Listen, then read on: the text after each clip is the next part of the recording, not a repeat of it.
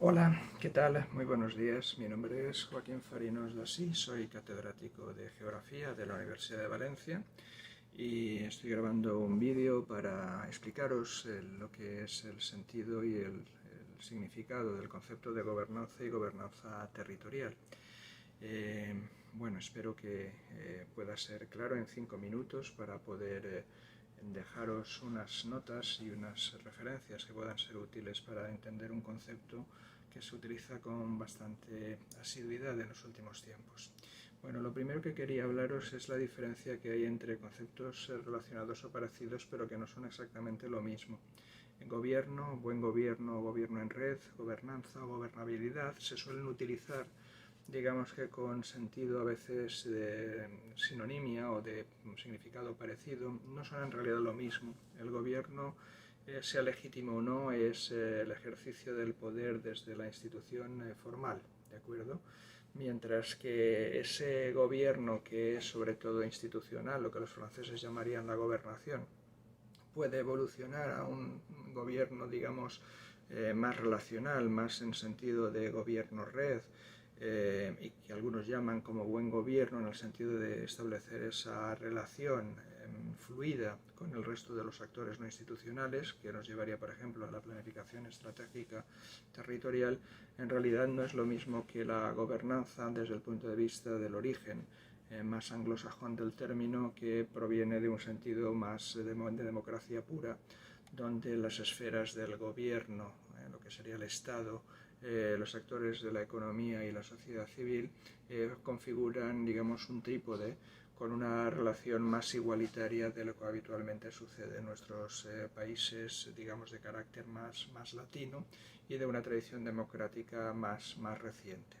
Nosotros trabajamos habitualmente con una perspectiva más neoinstitucional, donde el Estado, ¿no?, lo que sería la administración y el gobierno, tiene la legitimidad para actuar sobre el territorio y sobre los derechos de las personas, con un ámbito un poco más, digamos, anglosajón, pensando, por ejemplo, en las definiciones que se utilizan. A lo mejor en el Instituto de la Gobernabilidad y de la Gobernanza, perdón, de Canadá, tendrían una, digamos, una solución más de relación entre iguales, ¿no? Es decir, donde realmente los representantes políticos no son diferentes a la ciudadanía a la que teóricamente sirven y en la práctica, y tienen una relación como mucho más cercana, mucho más próxima a la ciudadanía común. Este es el sentido, yo creo, más interesante de la gobernanza, entendida como la define el diccionario de la Real Academia de la Lengua Española, como una buena relación entre las tres esferas de Estado, el mercado de la economía y la sociedad civil. El énfasis, sin embargo, yo creo que hay que ponerlo en la sociedad civil, en los actores individuales o grupales organizados para definir los futuros que tienen que decidir de forma mancomunada bajo unas reglas del Estado de Derecho, que sería el Estado que da una serie de garantías tanto a la población como a los sectores económicos, etcétera, ¿no? Entonces esta es la componente más política, si queréis, de ciencia política de la gobernanza. Gobernabilidad sería el buen resultado de un gobierno y una buena gobernanza, es lo más importante de todo, ¿no? La gobernanza es una forma de ejercer gobierno con un sentido igualitario, transversal, para que te ayuden a gobernar los diferentes actores, y la gobernabilidad sería aquella situación en la que todos los actores presentes en el territorio, aunque puedan saltarse las normas o las reglas o los constreñimientos, ¿no?, respecto a determinadas formas de actuar, aceptan el Estado del Derecho y se someten a él, ¿no? Entonces la gobernabilidad, digamos que es ese buen fluir, a lo cual ayuda en gran medida una relación de gobernanza que ayuda a gobernar de la mejor manera posible al gobierno institucional. Segunda cuestión, hecha esta diferencia, ¿qué diferencia hay entre gobernanza y gobernanza territorial? La gobernanza, en sentido general politológico, no tiene su origen dentro de la ciencia política de la administración, sino desde la economía.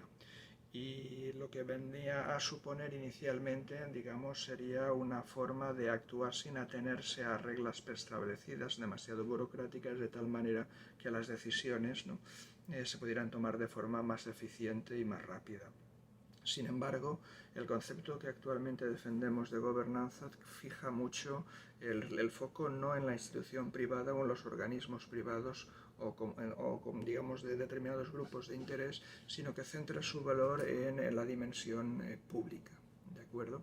Entonces entraríamos en que cuando hablamos de gobernanza, tal y como deberíamos entenderlo, estamos refiriéndonos a la gobernanza, digamos, de los futuros de la colectividad, ¿no? En el sentido, digamos, general del interés general. ¿Y qué diferencia hay entre esto y la gobernanza territorial? A mi modo de ver, aunque realmente el concepto de gobernanza territorial está siendo subsumido o sustituido por el de gobernanza, no hay ninguna gobernanza que no sea territorial. Es decir, todas las decisiones que se adoptan sobre un determinado espacio para una determinada colectividad, lógicamente obedecen a este fin, que es mejorar la vida, la calidad de vida de las personas y los territorios en ese ámbito territorial concreto. ¿Cuáles son las dimensiones de la gobernanza territorial? Se pueden tipificar 4, ¿vale?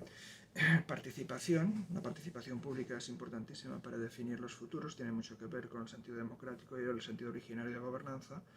El sentido vertical, ¿no? Es decir, las relaciones entre los diferentes político-administrativos a los diferentes niveles que necesitan una coordinación entre ellos para tomar de la mejor manera las decisiones que convengan a cada territorio en particular, porque sobre él actúan muchas administraciones con competencias distintas pero con efectos también concretos sobre ese territorio.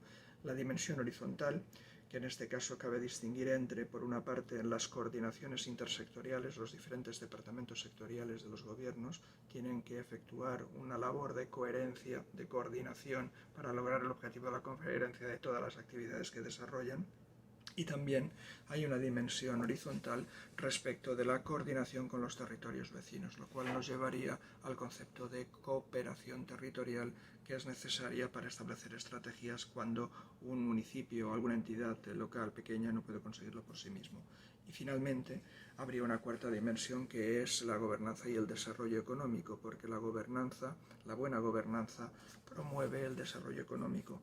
No tanto desde el punto de vista de otorgar seguridades para la apropiación de beneficios y luchar contra la corrupción, etcétera, que es un poco la visión más tradicional que han utilizado las instituciones supranacionales al uso, como el Banco Mundial. Me interesa resaltar especialmente lo que sería la relación que tiene desde el punto de vista de la configuración de espacios comunes de decisión que contribuyen a estrategias de desarrollo local basadas en las características del propio territorio, ¿de acuerdo? Entonces sería una visión evolucionada de la teoría antigua de los distritos industriales, o bien de las regiones que aprenden, en el sentido más amplio, o más recientemente a la hora de definir estrategias de desarrollo territorial sostenible basadas en las propias capacidades e inteligencias territoriales locales, ¿no? Que serían las Smart Specialization Strategies, ¿no?